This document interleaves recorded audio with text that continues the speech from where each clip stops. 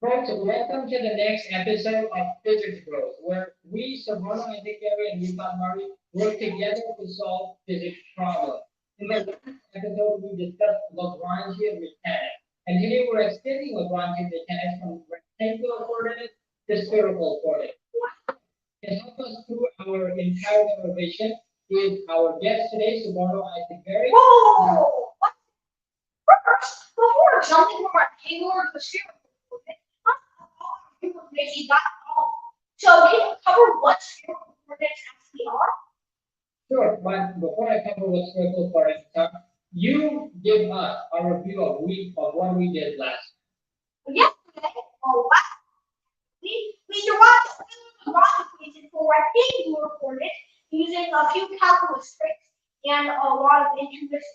So it's a pretty naughty process, but once you finally derive it, you can just flip back to that page in your book and take relief knowing you'll never have to derive it again. Okay, and do you remember any problems we solved using Lagrangians? Oh yes, you can solve several problems with it. I believe the one we solved that day was either a regular, no, it was just a ball, where we found out that x bar, also known as acceleration, is equal to negative z. Right, and from that we integrated to recover the equations of the ball in free fall. And so today what we're going to do is extend Lagrangians from the rectangular realm into the spherical. So just yeah. So really, it really isn't that hard. Well, it's that hard in terms of computation and stuff, but it's not that hard to get down here. All you have to do is convert from rectangular to spherical coordinates, and with a little intuition, that can be done. And after that, there's a lot of theory algebra, which can be infuriating, but it's not exactly hard. It's mundane. Exactly. So with that being said, I'm going to go ahead and get started. Let's go ahead before we get started with the math and the physics. I'm going to check the comments and let's see. Anka Gupta asks, guys, have you all seen Oppenheimer yet? Respond, not yet. So please no spoilers. Yes or no? Oh yeah, I'm pretty sure we're going to see it. Okay, so I'm going to share my screen and you let me know if you see my screen. Yes, I do. Okay, so we're going to get started with the physics in moments. So let me just make sure everything is visible. Let's hide the underneath. In the meantime, folks, if you have any questions about physics, the universe, dark matter, dark energy, black holes, everything is fair game until we get started. Oh, can we solve a problem using spherical coordinates, such as, I don't know, a spherical pencil, which is usually known to be a chaotic system because it goes everywhere. It can't really be predicted. Sounds a lot more intuitive again. But using spherical coordinates in the Lagrangian mechanics, we can predict it using a little bit of calculus. So can we cover that problem? We're going to cover that problem tomorrow since we're going to do most of the algebra today. But what we do today will set us up for tomorrow. Okay? So, all right, we're going to get started right now. Let me just turn on the fan. Can we do that? Yes, ma'am. Okay, so let's get started with Lagrangians. Okay, so the first thing we want to do is write the Euler-Lagrange equation. So you tell us what the Euler-Lagrange equation is, and then tell us a little bit about what it means. Now, I mental way of writing this, okay? So, partial L over partial x is equal to ddt of partial L partial x dot. Okay. So tell us what it means and how did we even get this equation? So we got this equation through the reasoning of taking a function and making a small change to it. And then through all of that reasoning, a lot of algebra and a lot of calculus, which we covered last time or in last episode. Now we have gotten this Euler-Lagrange equation, and it has to partial derivative the regular derivatives, but don't be intimidated. They're pretty basic.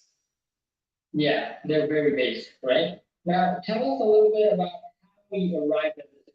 You said that we kept something minimum or something. Can you explain a little bit about that?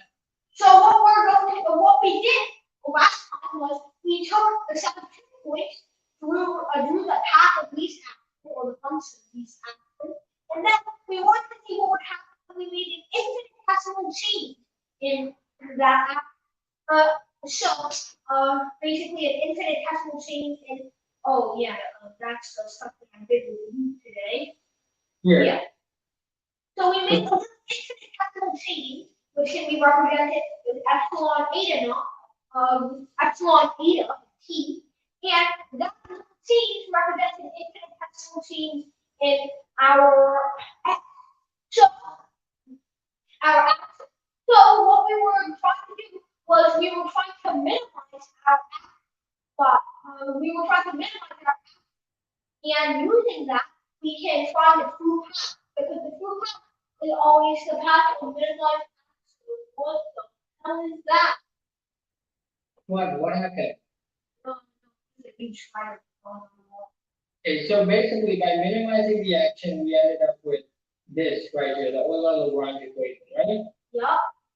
So today what we're going to do is use the Euler-Lagrange equation, what you see right here, in spherical form.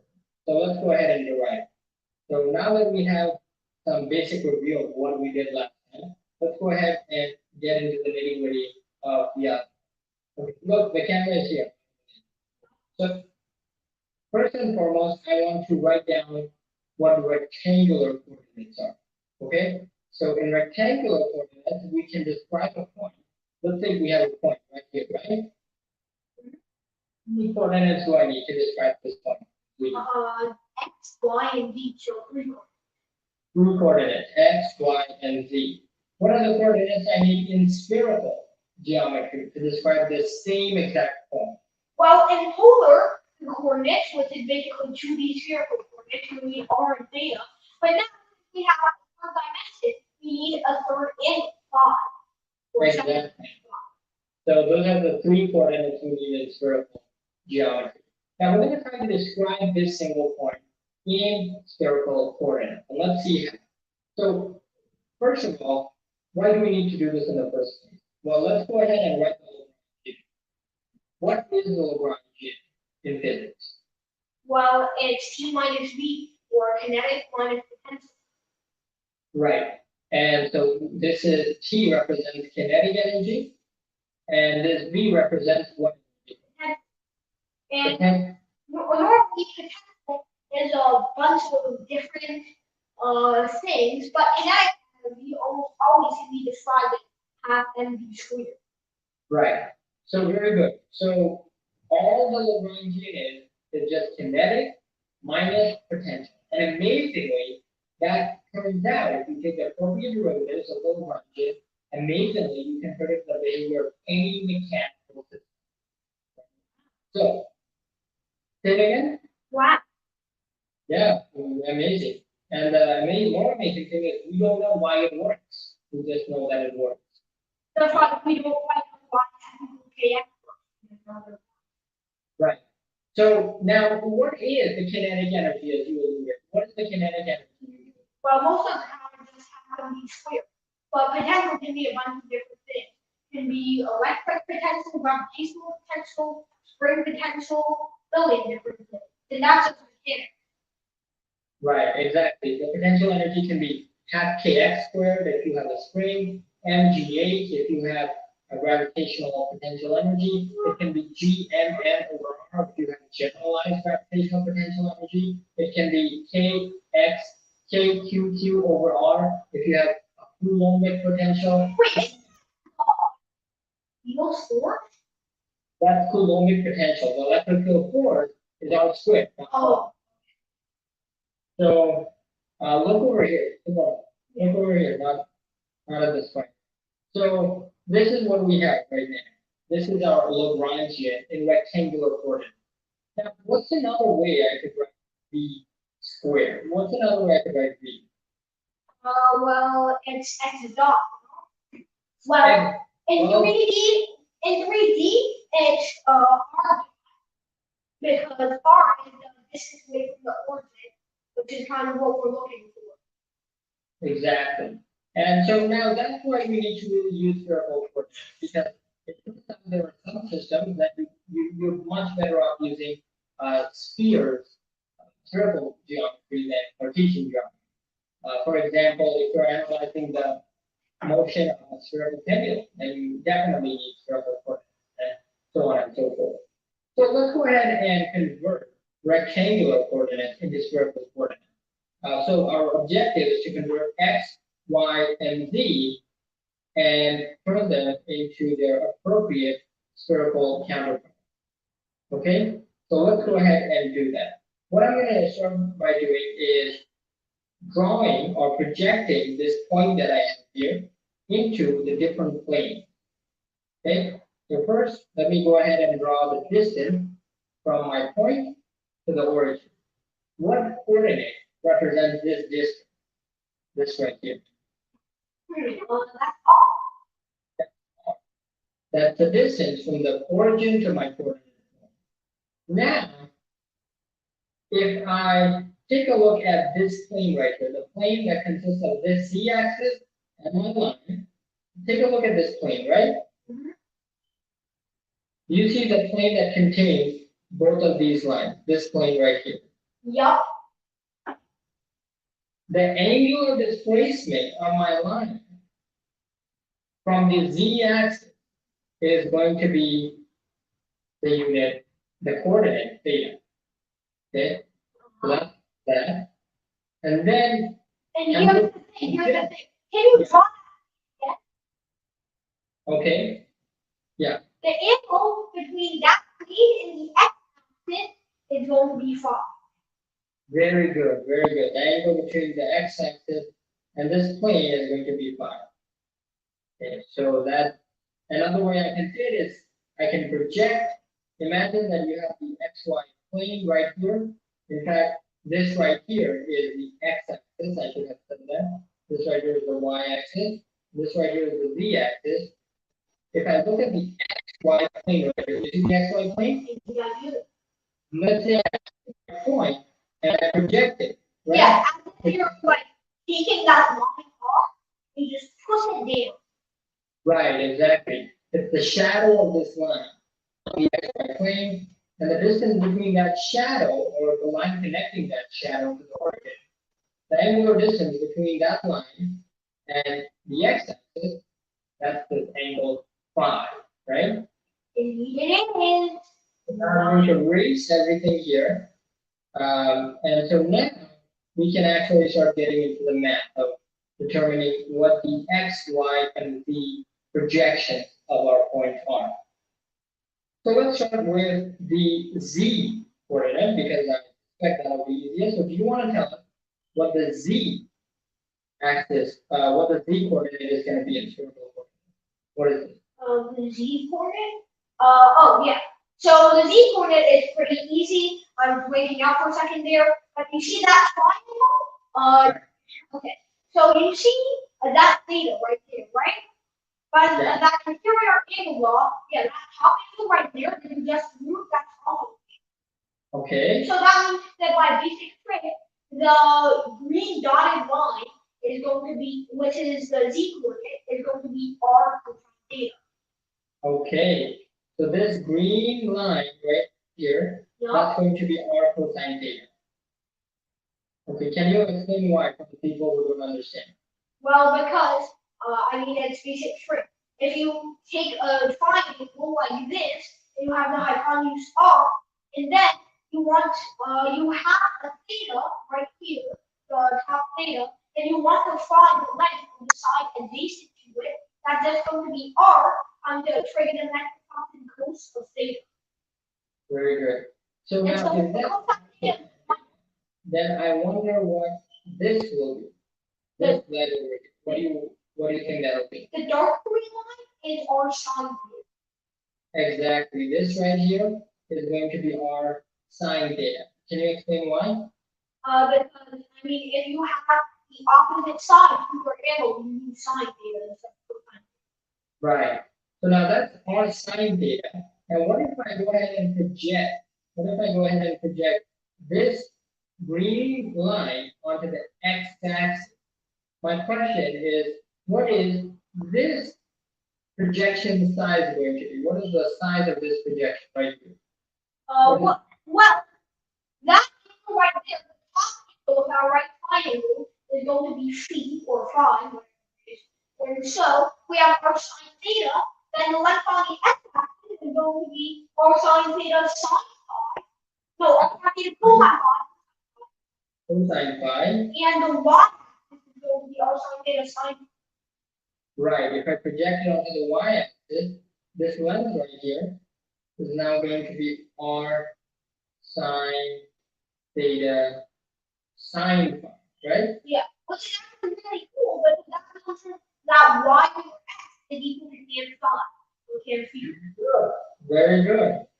Okay, so now I'm going to write down everything we've learned over here. So let me take all of this. This is just garbage. I'm gonna write down. What should I write for x? What is the conversion from x to spherical? Well, x is spherical. We discussed that it's r sine theta cosine phi. R sine theta cosine phi. Let me make my pen bigger. Theta and phi is similar. Sine theta cosine phi. Why? I mean, we just explained it. If we take that projection here to the x-axis. What is the y in spherical coordinates? I thought you said what y. Okay, y is r sine theta sine. Okay, and what about z? Well, r cosine. Okay, r cosine theta. Right. Okay, yeah. What do you want to say? All right. So now, what are we trying to find? R, right? But we realize that remember r in polar coordinates. That's just the square root of x squared plus y squared. So now, when we have r in 3D coordinates or spherical coordinates, that's the square root of x squared plus y squared plus z squared. So r squared is equal to x squared plus y squared plus z squared, and r dot squared is x dot squared plus y dot squared plus z dot. As he's writing down right now. Mm-hmm. Exactly, exactly. And then just minus my potential energy. So that's the Lagrangian. Still in rectangular, but now we need to convert. Now we know what x. So we can just take its time derivative and square it. Take what? Yeah. Yeah, seems simple, but Right, exactly. So it's pretty simple. All we have to do is take the time derivatives, square them, add them up. So now yeah, it's easier. I'd like to see if the audience has. Let me go to the audience and let's see. So someone said, this upcoming year, I'm taking linear algebra and Calc 3. Any tips? So Sarah, why don't you give them some tips? Give Kyle Beluga some tips. I mean, you're the one who's already taken linear algebra and Calc 3. It used to be other than Well, I'd say Calc 3 is just a lot of derivatives and something. Linear algebra, the most important thing is eigenvectors and eigenvalues. Yeah, and don't make a video series in the first year of relative law, like my mind did. Exactly, exactly. And let's see, so Dr. Sapar said, okay, so we're moving on. So let's go back to physics and You really don't have to cover what shit I said. sorry, your audio cut off. Let's go ahead and continue with this report. Wow, okay, you're ignoring me now. So let's first start with taking the time derivative of x. So Soborno, do you want to tell me what x dot is? Okay, so we got to do 3 problems. So it's r dot. Okay, r dot. Sine theta, cosine phi, or cosine phi. Sine theta, cosine phi. And then Plus r times the big boy, put parentheses. You give me each term. I'm not going to distribute anything. Okay. So, So theta dot. theta dot cosine theta cosine phi minus Okay, minus. r phi dot sine theta sine. Okay, so not too bad, is it? No. Okay, now let's do y dot. What is y dot? It's going to be equal to r dot sine theta sine phi. And then R theta dot plus or minus. plus Okay, sine cosine theta sine phi okay, plus okay. r phi dot sine theta cosine phi. Okay, not too bad. And what about z dot? Z dot is a little easier. It's just equal to r dot cosine theta minus r sine theta. Right? R theta. Okay, very good. Oh yeah, we still have to square. Exactly. Lucky, yeah. All we have to do is now square them.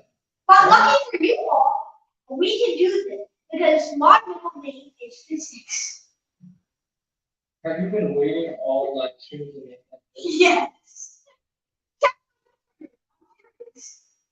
Okay, so now notice something. Before we square these guys, ultimately to figure out x dot squared plus y dot squared plus b dot squared, we do have to square these guys.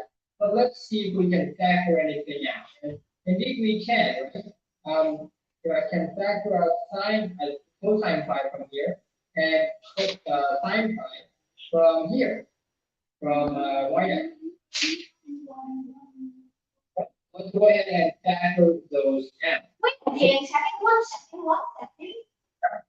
You might notice that once we got cosine phi out of one and sine phi out of the other, we're left with the same thing. R dot sine theta plus R theta dot cosine theta, which is key because later we add dot squared plus y dot squared plus z dot squared, and we really need some of these terms to cancel out. Exactly. That's a very key insight that our fellow guest has just delivered. Thank you. So, as he said, it's very key to recognize, when terms cancel out, and that kind of thing. So let me just finish writing this down. While I'm writing this down, so what I explain, what are the uses of the Lagrangian mechanics over Newtonian? Well, basically, we're Newtonian mechanics in one thing, like for example, electric systems and stuff. Lagrangian mechanics can't. Lagrangian mechanics can even analyze relativistic systems. And Lagrangian mechanics can also analyze chaotic systems very easily, while Newtonian mechanics sometimes can't analyze chaotic systems, and sometimes you can analyze chaotic systems in Newtonian mechanics, but it takes painfully long. But with Lagrangian mechanics, you can get straight to the point, although it's a little harder due to the more advanced math. Right. So now I'm going to start squaring stuff out. So let's start with squaring x squared. So I'm going to ask our guest right here to tell us what every single term should be. But before we do that, I'm going to ask him to make a critical simplification, which is when in math, when you see something repeat in 10, then you should make that equal to something simple. So what sentence should we choose? Yes. Maybe A. Okay, sure. I'll call it A. So I'll call this entire thing A. And what about this entire thing? That also looks almost the same. It's the same thing, okay? Okay. Oh, what? Can I ask you to do something? It might be a little out of the ordinary. Yeah, tell me. Both of those equations have r phi dot sine theta, so you want to call that B or R phi dot sine theta. No. okay. So we're going to say that because Yeah, so why can't we just call it B for now? Then we don't have to write the whole exclusive thing. Okay, you know what? I'll choose your Mediocre suggestions? Yes, I know. no, perfectly reasonable suggestion. So A cosine phi, and then minus, what should I write? You tell me. B sine phi. And then what should I write for y? A sine phi. A sine. Say A sine phi. And then, Plus B cosine. A sine.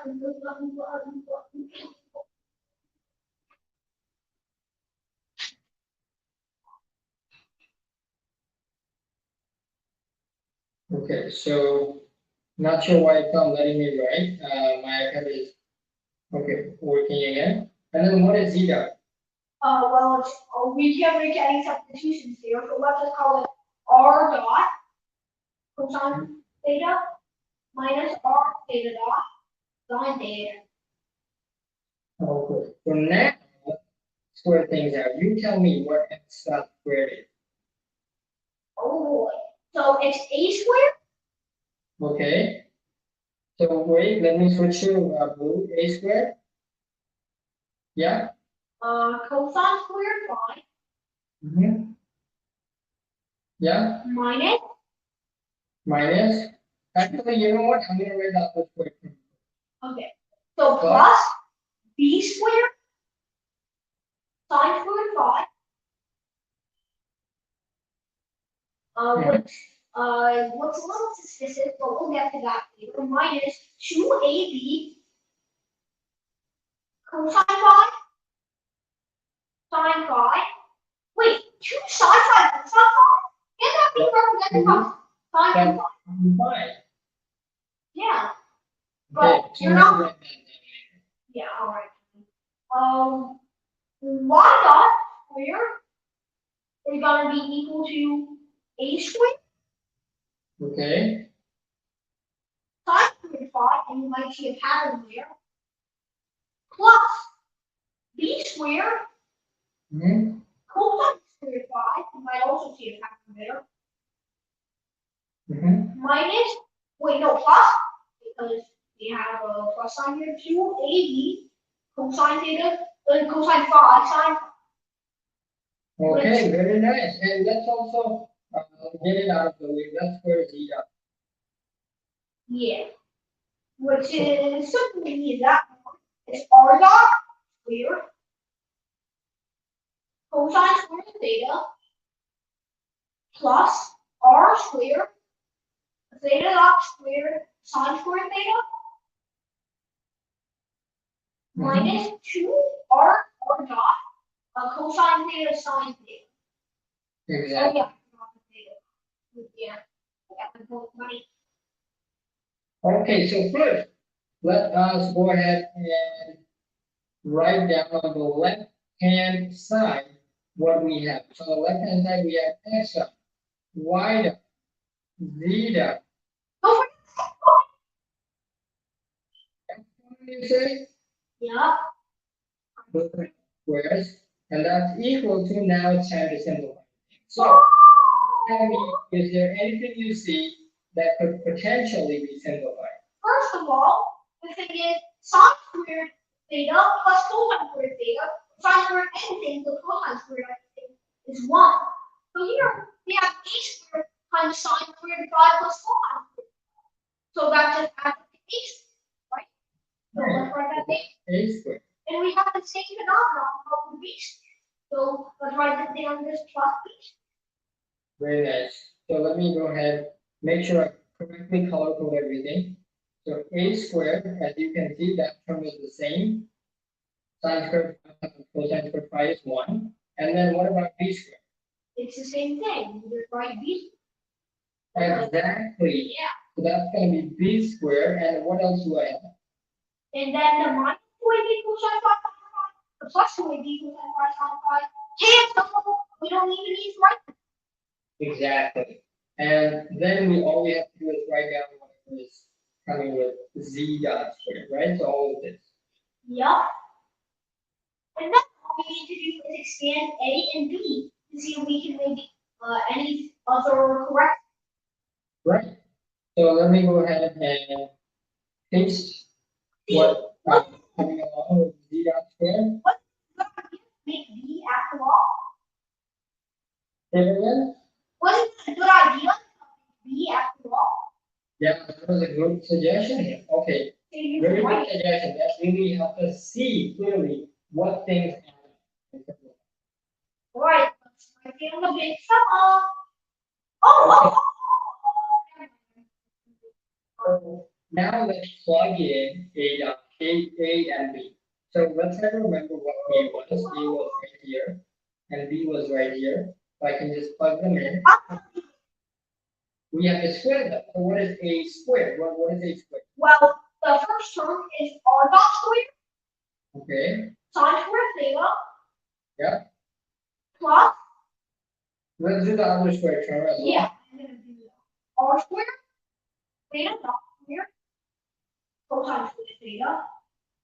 Plus 2R dot, which seems a little suspicious. Sine theta of theta dot sine theta cosine theta. Now, maybe sort of cancel out with something that we might already have. Maybe, but let's first expand B squared as well. What is B squared? Oh, B squared, that's going to be R squared. Mm-hmm. 5 squared. Okay. Sine squared of theta. Okay, and now let's copy paste what we had for zeta, right? Yep.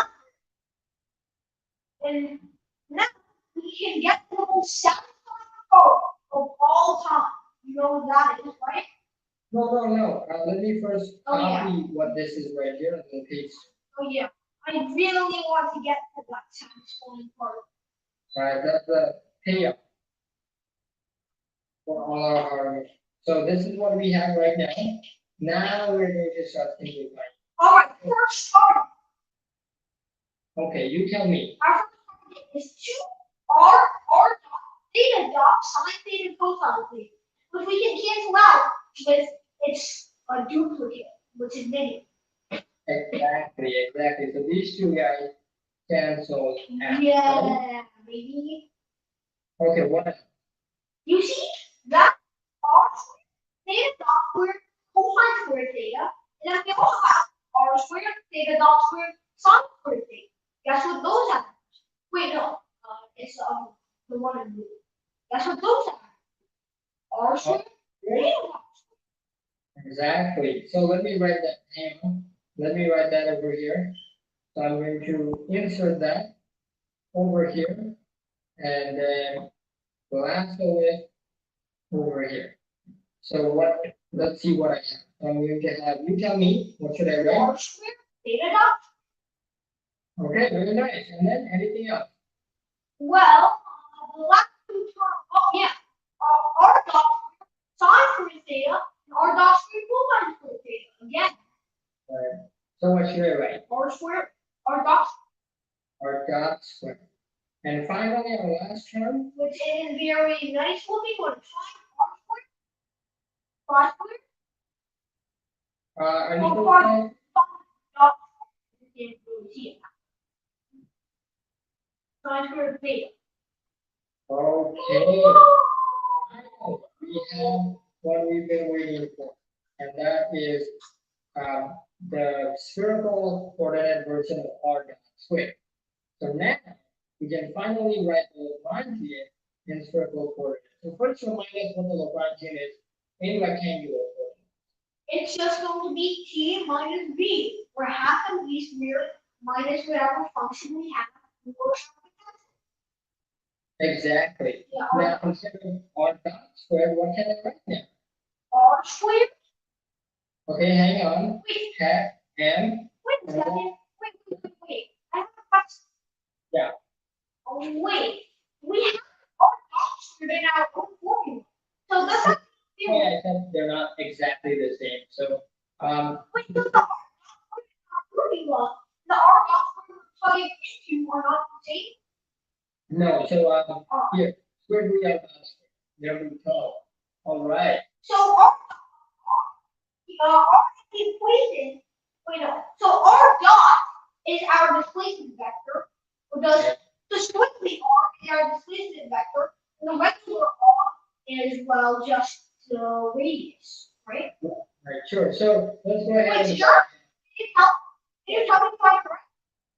Well, actually, I'm not completely sure. So, why don't you tell me what I should write? R squared? R dot squared No, R squared. plus R squared? You're just gonna write them in a different order, huh? That would be plus R squared, Yeah, theta of phi dot squared, sine squared theta. and then Minus V minus the potential energy. What we have. So what we now have, you want to explain people what we have? We have the Lagrangian spherical coordinates. They're going to be used to solve seemingly chaotic systems, such as a spherical pendulum, which is a pendulum that spins in all three dimensions and kind of look like this. Exactly. So this is our counting achievement for today. People coordinate a version of the Lagrangian. So very nice. Now let me see if people still are still conscious. They are not. Let's see. People have said. Michael Bless has asked us. Soborno, I think that can you solve the point array conjecture? What do you have to say to that? No. Yes, on behalf of Soborno. And finally, Chandroon Kumar Singh says great brother. And okay, that's I good. think he's talking about you. So okay, so we've completed. Let me go ahead and stop sharing.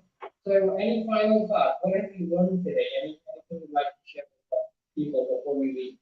Well, I learned one, I said never derive the Lagrangian and spherical coordinates again. Two, I learned how to derive the Lagrangian and spherical coordinates. Thank you everybody for watching, and we'll see you in the next one. Goodbye. All right, folks. So I'm going to